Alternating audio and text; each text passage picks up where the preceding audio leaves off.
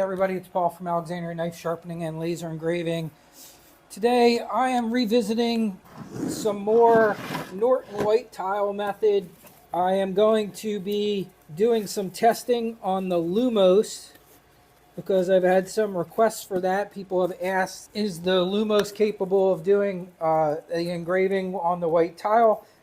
I see absolutely no reason why it couldn't. It should have no problem doing that at all. But we're gonna do a test for that. And then I have some new glazed tiles. These are proper glazed tiles.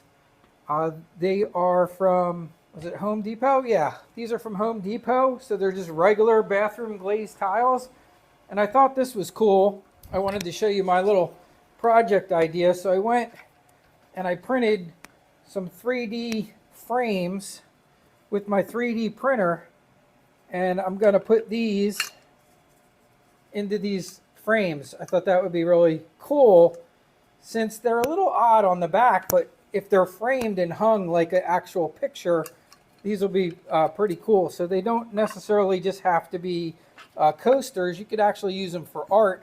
And these are a little bit bigger than the other ones. These were like 3x3s. These are 4x4s. So they're even giving me some more room. And I was going through some things in the house, and I actually came across some rectangle tiles that were used in a bathroom here. So I have some of these. I thought those would be fun to engrave at some point. So we're doing that. We're also doing some glass engraving with our Omni 1 at the same time. So I got lots of engraving going on here. It's Labor Day weekend. Today's Sunday. My shop's closed, and this is when I get to play and just do different things. So the glass engraving I'm doing is for my wife. She is really into hummingbirds, and I'm putting a hummingbird on a wine bottle. Let's get started here in a second. So this is my airbrush. In the other video I showed, this is just titanium dioxide mixed with water with some green food dye in it so we can see it on the tile once it's on there. And I'm going to be spraying all of these tiles. In fact, what I think I'll do, let's do two at a time. I'm going to try and keep the mess to the middle here. This is just a regular house heater filter. I do have a dust collection system in my shop, so I'm going to use that to just kind of collect the titanium dioxide. I am going to wear a mask because everybody tells me, even though titanium dioxide's food safe, it never dissolves and you don't want to breathe it in and get it in your lungs. So I got my 3M mask on and we'll just spray these. And this works really well. If you don't have a setup like this, for about 50 or 60 bucks, you can get a fume hood for airbrushing and vent it right out a window. So you guys see I have a window right back here, so you can do that as well. That's a pretty safe way to go about doing that. And so that's what we're doing here. All right, so one observation I made while I was doing this was that the water and titanium dioxide mixture on the glazed tiles that I had from Home Depot was wanting to run a tiny little bit. I had to be very careful airbrushing to let it dry before I did a second coat. If I put too much on there, I was starting to get some running. The interesting thing with the unglazed tiles, it never runs. It kind of just sucks the titanium dioxide right in, and it didn't matter whether I was using water or whether I was using alcohol and titanium dioxide mixed. Now, I do remember when I did the glazed tiles last time that were actually sublimation tiles, that the alcohol and titanium dioxide worked perfectly. So I'm going to do that again today just to reconfirm that that works a little bit better on glazed tiles. On unglazed tiles, man, you can mix it with water, you can mix it, you don't need to put any glue or anything in there. But I'm starting to believe that the reason some people use glue with the water is on glazed tiles, it does want to kind of run a little bit. So that might be the reason for the glue. I'm just going to try and mix up a batch of alcohol-based titanium dioxide, which is using fuel alcohol, and see if that worked as good as I remember that it did. because it kind of dried instantly and I wasn't seeing any running. Next, I went into the Lumos software and set up a simple material test for the tiles. I like to change them a little bit when I do material tests. So if you select everything and then hit ungroup, you can go in and you can change the lines and the text. I a lot of times will shrink it down so I can have bigger test boxes. I don't need this big giant print on there. And also what I'll do a lot of times is just change it to an engrave. Sometimes, certain times when I've done test material, and this is on all software, it doesn't matter what laser I'm using, I will often change this and take it off a score, because sometimes score doesn't mark things dark enough so you can read it. So I usually try and make sure that where my speed and power are very readable. And that's looking pretty good. It's looking real good. When you see that black, like a regular engraving with the titanium dioxide, I've always had great results. Up top, you can see the glazed tile, and down bottom is the unglazed tile, and they both came out great. We got beautiful test grids here and lots of great blacks that we can pick from to do engravings on. All right, it's time to see if the alcohol with the titanium dioxide works better on these glazed tiles. I'm going to mix up a whole new batch, so I have a little less than an ounce of titanium dioxide here, and this is about 3 ounces. I don't think it's all going to entirely fit in there, but it'll be close. Let's pour this in. And then I actually do have a mixer that I am going to go use. I have a little magnetic stir, and there is a little magnetic plastic ball thing in here that I dropped into there. And I'm just going to let that on nice and low kind of stir all that up together. My goal is to not make the foam that I made last time. I just want to like lightly kind of stir this together. I might want to move this over by my airbrush too. That might be an idea. That a little closer to where I do the airbrushing. And then I could sit it down here whenever I need to. But that seems to be mixing pretty well. I'm going to add some more alcohol to that. I'm going to use alcohol to keep the sprayer clean too. That worked real well with the water. So I have one of these that I just filled with water. And you can do the same thing with alcohol. You can keep 2 and have one just ready to go. If you need to stop for a bit, you can just shoot some alcohol through or water through your airbrush to keep it clean. Because this stuff will, if you let it sit for a little bit, it will just kind of clog your airbrush up. But I found that works really well. Just kind of quickly hook it up and shoot a little bit through into a rag. And that does a real nice job. Yeah, and that's good. The last time I used like a coffee frother mixer, but it made way too much foam. And I don't want to have that. Yeah, this is working really well. It looks like a nice consistency there. All right, so now I'm going to add some color to it. So last time I used the green. Let's see what other colors we have here. Go with blue. I could go with red. I think a little red. Let's try the red. Let's put a couple drops of red in. Nothing special, super cheap. I bought the cheapest one at the store. And it shouldn't affect it at all, because this stuff just completely washes off anyway.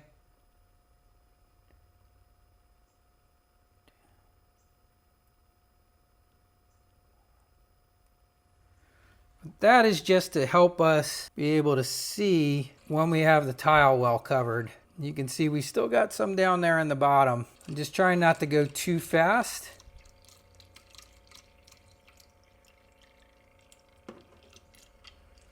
Because I don't want to froth it up. The last time I got a little too much air in there, but that's looking really good. It's almost looking like a consistency of paint. I just want to see if I can get in there and free up some of this powder that's in the very bottom.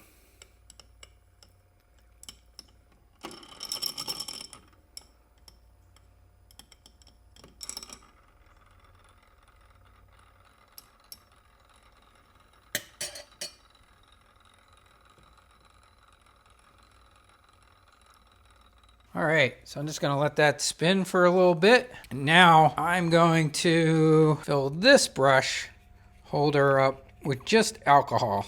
This one over here has water in it, but I don't want to mix the water and the alcohol together. Should I have to clean the brush out?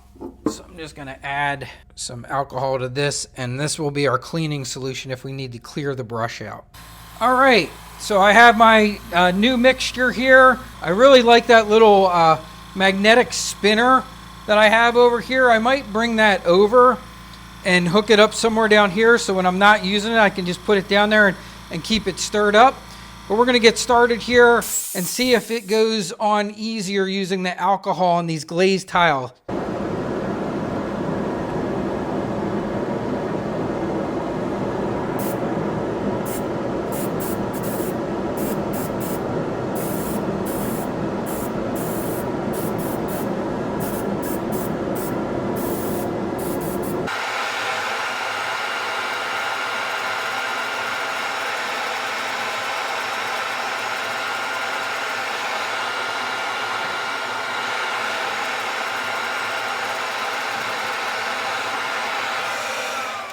%1,000% easier with the alcohol, without question. It dries immediately, it sticks to the tile. Very, very easy to coat using the alcohol. And I can also say the red color dye is so much easier to see than what I was seeing with the green. That looks really, really good. So that I am not having any problem seeing that it's covered. I'm just going to let that layer dry, and then I'll probably do one last layer on that tile. They don't need a ton of coats. I have found, it just needs a good coating on there. It doesn't have to be crazy thick. I've probably been putting on a lot more than I need to at times, but it's working out really well.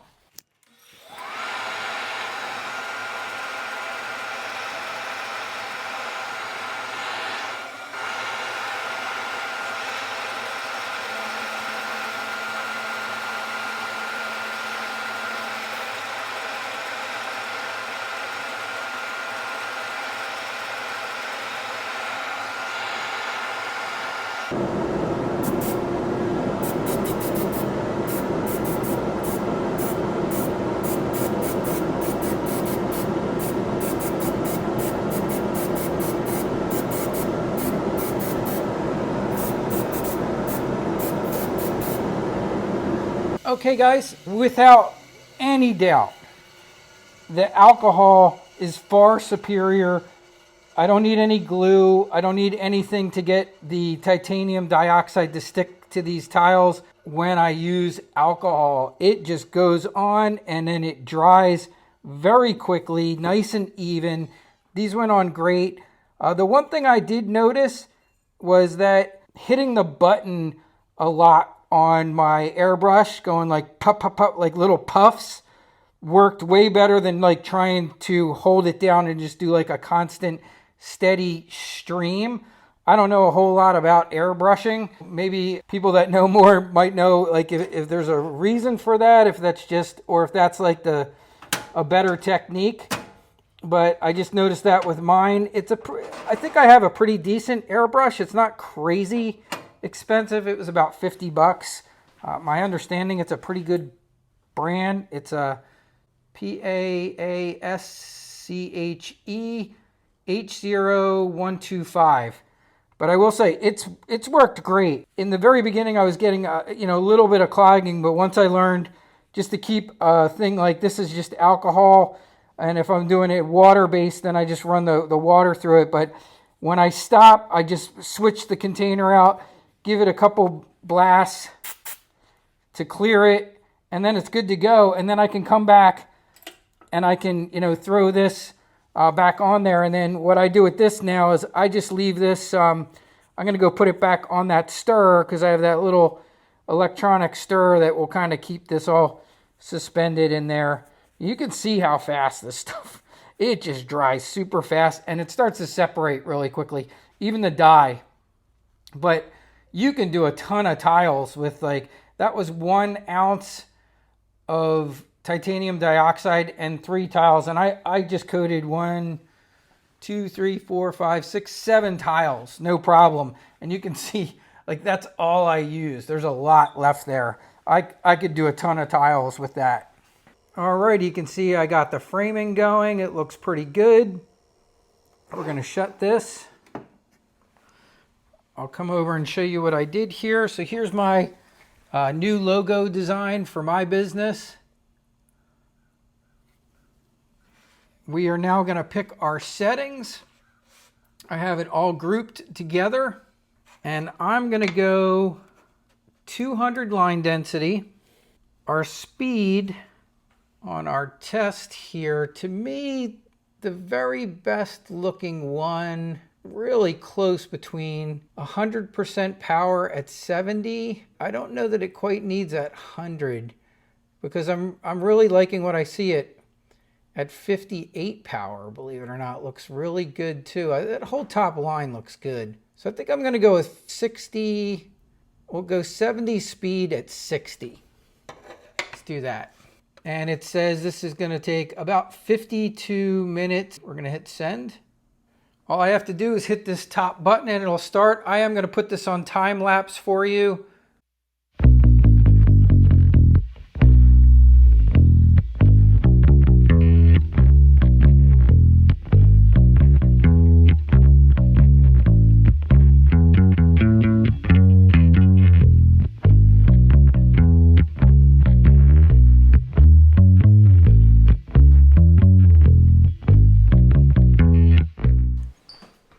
Okay, I just wanted to show you how easy it is to clean these. It really doesn't take anything, just water. And that's the really great thing about this method is that you don't have to use spray paint. You don't have to use a bunch of crazy stuff to get it off. You literally, it's like a powder when you're done and you're just rinsing it off. It's really fine though. See the powder? It's super fine, like confectioner's sugar kind of powder. It's super, super fine stuff. But it makes an absolutely beautiful permanent black mark. Little soap doesn't hurt either. Can help get it off, especially off your hands. But it's not like, you know, it is very easy. Like I said, I'll show you here on my hands. It just rinses right off. And it's used in so many things, and apparently the only part of it I think that could be really bad for you at all would just be the breathing of it in. So as long as you're taking adequate protection with your breathing and making sure that wherever you're doing it, you have good ventilation, wear a mask for just the coating of the tile. You can see how awesome that looks. Let me get you in some better light. There's a room light. But yeah, look at that. I mean, it's just perfect. It's just beautiful, perfect black engraving. And this is the glossy one. And just don't make that mistake I made the first time around. Don't get sublimation tiles by accident like I did. The first time I bought the tiles to do this, they said that they were glazed, but I didn't read the fine print where it said they were sublimation glazed tile. Sublimation tiles have a plastic coating on them, and it will not work well with your laser. But if you get an actual real ceramic tile that the glazing is not made for sublimation, you can get beautiful results just like this. And that just looks great. So you can get cork backers in 4x4 size. So if you want to do this as like a table coaster, no problem getting a little cork backer.